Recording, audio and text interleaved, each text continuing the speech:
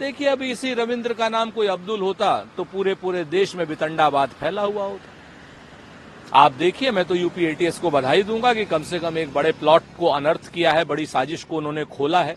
और इसी तरीके से हमारी सुरक्षा एजेंसी, चाहे एटीएस हो चाहे एनआईए हो, काम करती रहे ताकि आतंकवादियों के मंसूबे, विरोधी देशों के मंसूबे और आतंक के मंसूबे पर लगाम लग सके, उनके मंशा फेल हो सके।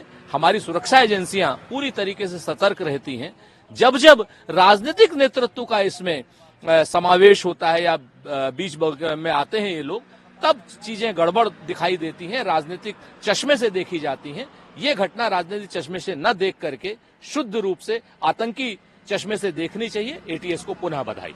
सर, तो कल के कार्यक्रम के बाद उनको घेरा भी गया, कई कार्यकर्ताओं ने घेरा, जिसके बाद उन्होंने कहा कि केरल जैसी जगह में अगर ये हो रहा है, लेकिन उसके बावजूद भी वो जो भी खुलासे हैं वो करते रहेंगे। निश्चित तौर पर महात्मा गांधी के परपोते तुषार जी हमारे मित्रों में से हैं और निडर इंसान हैं। जब तक भारतीय जनता पार्टी और संघ देश के बड़े नेताओं के बारे में झूठ बोलता रहेगा, तब तक तुषार गांधी, कांग्रेस पार्टी और अन्य जो सांप्रदायिकता विरोधी लोग हैं, संघ और भारतीय जनता पार्टी के नेताओं के बारे में सच बोलते रहेंगे, उनके खुलासे करते रहेंगे। उनके जितने भी जो गैर कानूनी काम हैं, गैर मुहज्जब काम हैं, चाटुकारिता भरे काम हैं अंग्रेजों के, वो सारे हम लोग उनके खुलासे करते रहेंगे। तुषार गांधी न झुके हैं, न रुके हैं और न ही रुकेंगे। तो तुषार गांधी के बयान हैं, उनके नाम में खाली गांधी लगा होने से उनको वो रिस्पेक्ट नहीं मिल सकती जो महात्मा गांधी को मिली।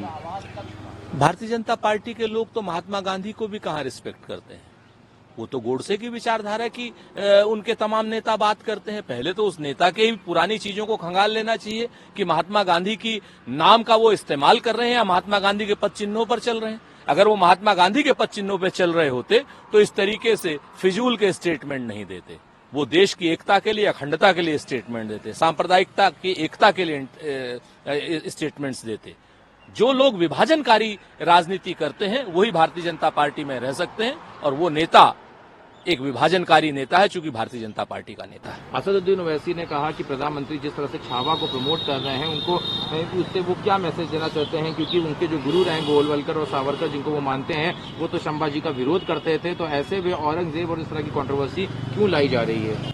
वो असदुद्दीन ओवैसी तुरंत ही भारतीय जनता पार्टी जहां परेशानी में आती है, जब उसकी मजम्मत हो रही होती है होली के त्योहार को लेकर के, जब उसकी मजम्मत हो रही होती है रमजान के जुमे को लेकर के, उस समय वो एक नया वितंडा पैदा कर देते हैं और भारतीय जनता पार्टी की मदद करने ओवैसी साहब आगे आ जाते हैं। इतिहास के पुरुषों के नाम पर वर्तमान की जो लोग भी राजनीति कर रहे हैं, वो कहीं ना कहीं देश के खिलाफ काम करने जैसा काम कर रहे हैं। इतिहास से हमें सबक लेना है, इतिहास में हमें जीना नहीं है, हमें वर्तमान में जीना है और वर्तमान की ही चीजों पर, वर्तमान के मुद्दों पर बात करनी है। भारतीय जनता पार्टी वर्तमान के मुद्दों पर बात नहीं करना चाहती, महंगाई पर बात नहीं करना चाहती, युवाओं पर बात नहीं करना चाहती, बेरोजगारों पर बात नहीं करना चाहती, मजदूरों पर बात नहीं करना चाहती।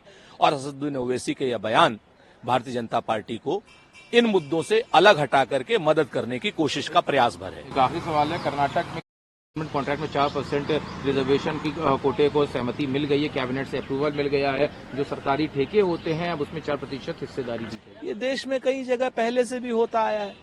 इसको आप थोड़ा उल्टे तरीके से नहीं देख सकते क्या कि 96% गैर मुस्लिमों के, यानी 96% हिंदुओं का वहां कोटा हो गया। इस बात को अगर आप इस तरीके से देखें तो क्या ज्यादा बेहतर नहीं होगा? मसला ये है कि राजनीतिक बातें शुद्ध रूप से भारतीय जनता पार्टी को लाभ देने के लिए मीडिया में फैलाई जा रही है, और इसके अलावा इस बात का कोई मतलब नहीं है।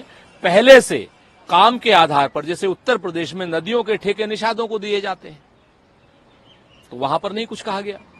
जिस काम के जो लोग होते हैं उनको उसके ठेके दिए जाते हैं। खनन के ठेके बुंदेलखंड में हमेशा से निषादों को दिए जाते रहे, लेकिन ये सरकार जो है इस तरीके के काम करती है तो इस पर कोई चर्चा नहीं होती।